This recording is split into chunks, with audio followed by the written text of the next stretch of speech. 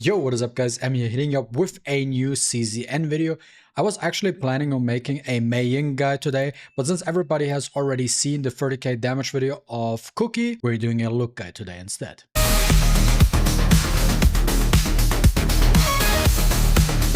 Oh, by the way, I finally pulled Rin, so I can also make a Rin guide in the future. But it's not about Rin, it's all about Luke today. So as I just said, I wanted to make a MaTeIRiA guide.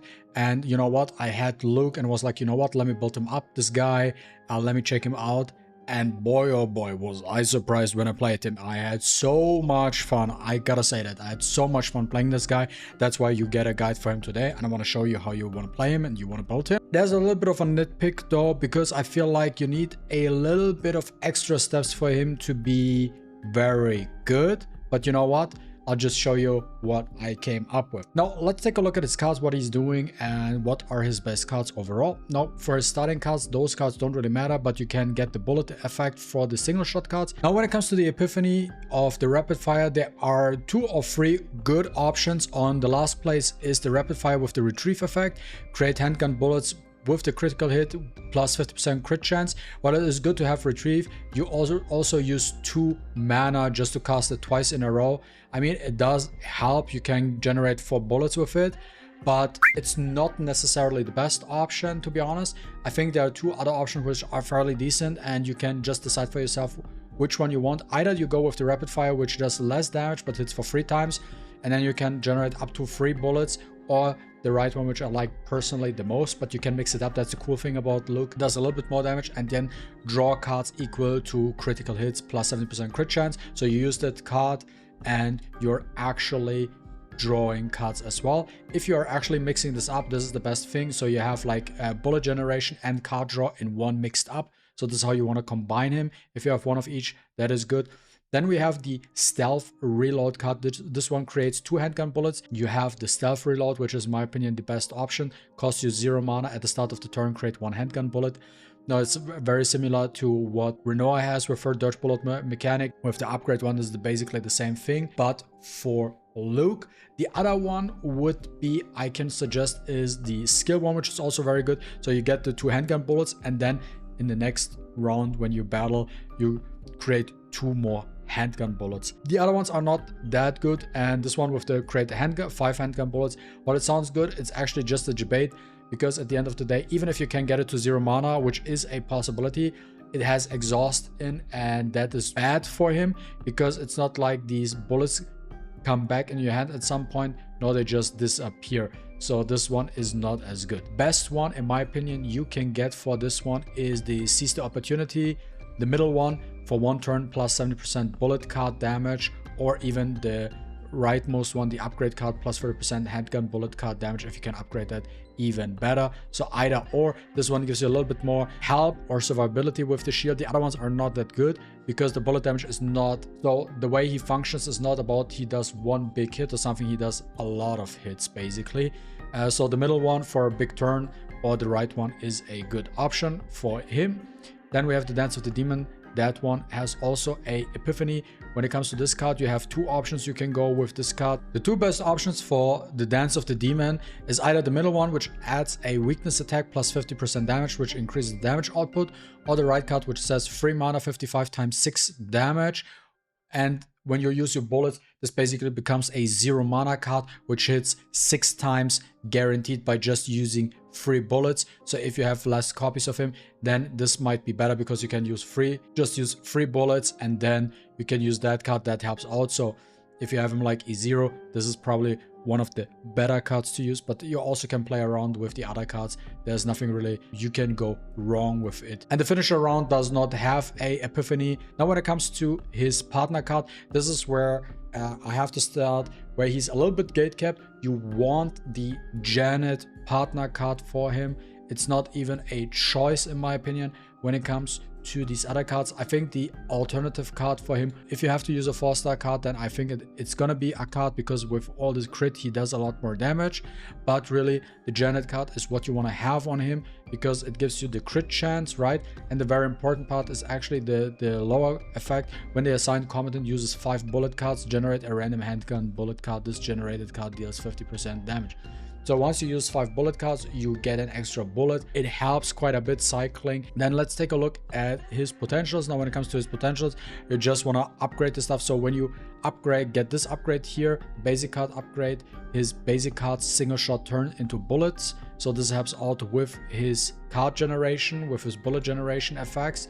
Then with his basic card effect and his unique card effect, it is that you get extra crit chance. So you do want to get that too, so you get maximum crit rate with him. And in terms of what you want to upgrade is you actually want to upgrade the neutral card. They are generated neutral cards. So these cards count as neutral cards. And because of that, he scales off upgrading the, and you see that with the white text, and it doesn't count as like a basic card. So it counts as like a neutral card.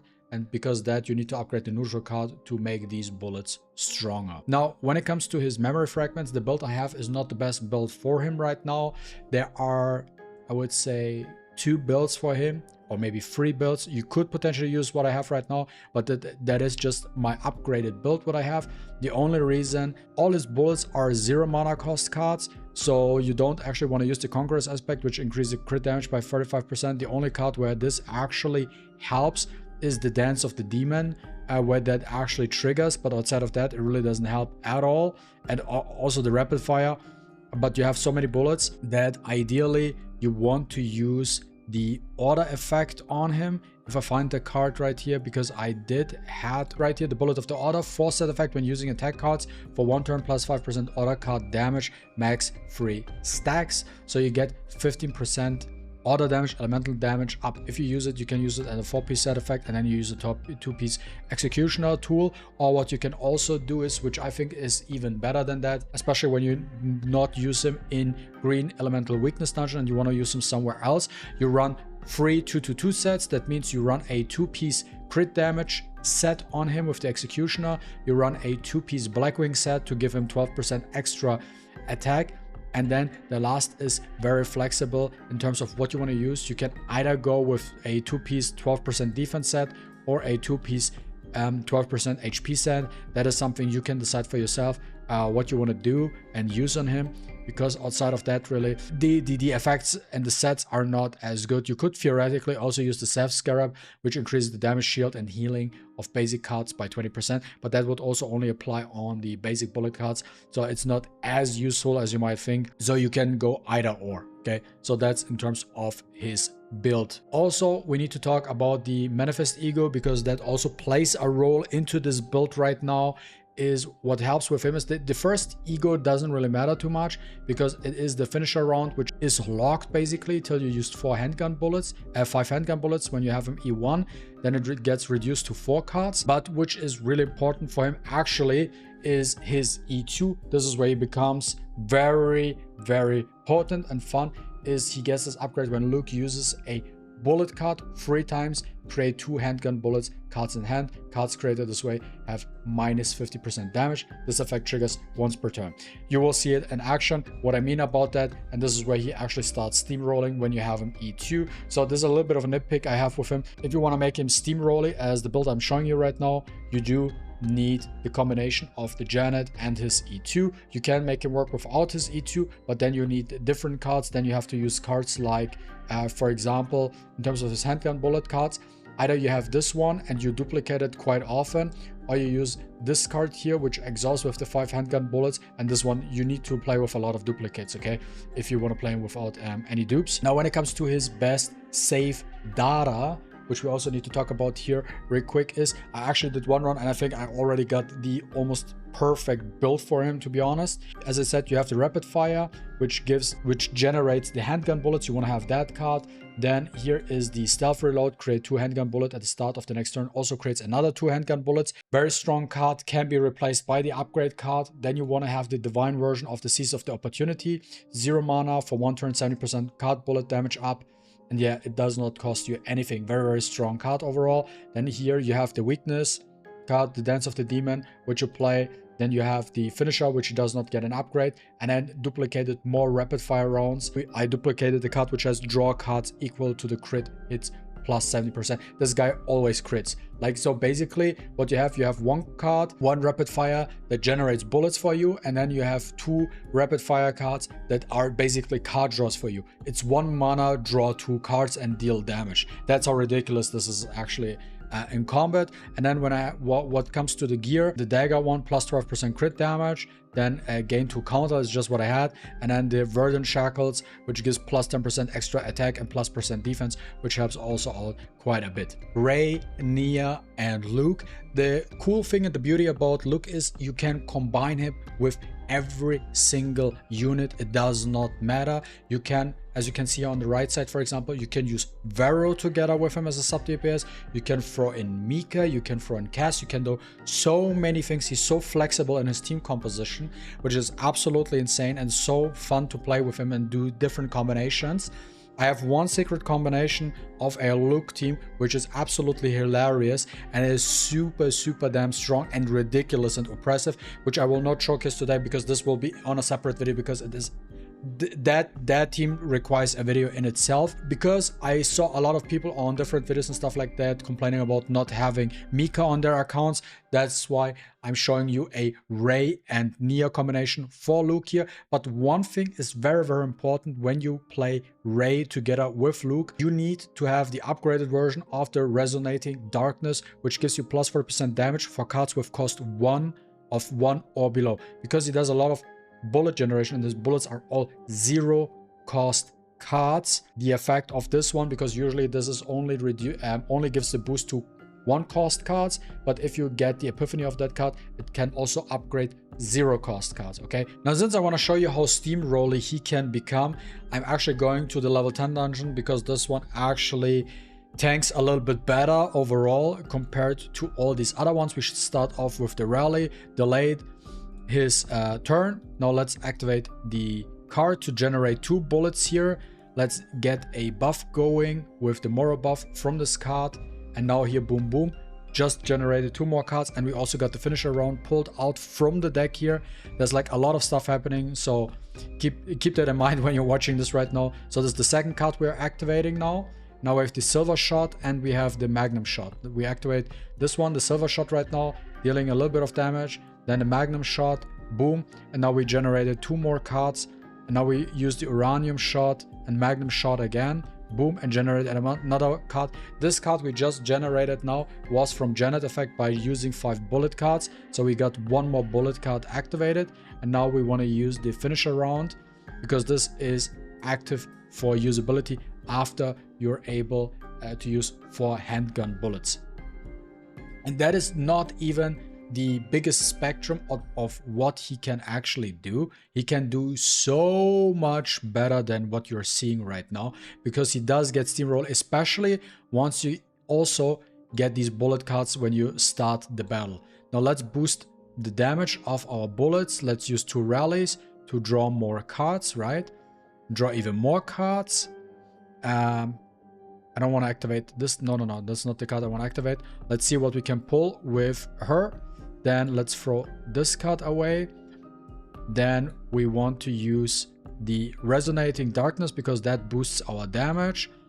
Let's search for more cards even. 1 card we want to discard. And then let's search again, because why not? At the end of the day, it is fun nonetheless. Pull whatever, really. None of these cards really matter too much. Now we want to create handgun bullets. 1, 2, get more bullets. Let's mark the opponent. Then we use the magnum shot. Then we use another mark bullet, and then we get 3 more cards, which we can start spamming here. And then I think you see what this is not even where it ends here, right? This is not even where it ends here. And we are also going now into the second round, where we also have a draw card mechanic right now. So what we can do is we can boost our damage right now. We don't need that effect right now. Use this card here.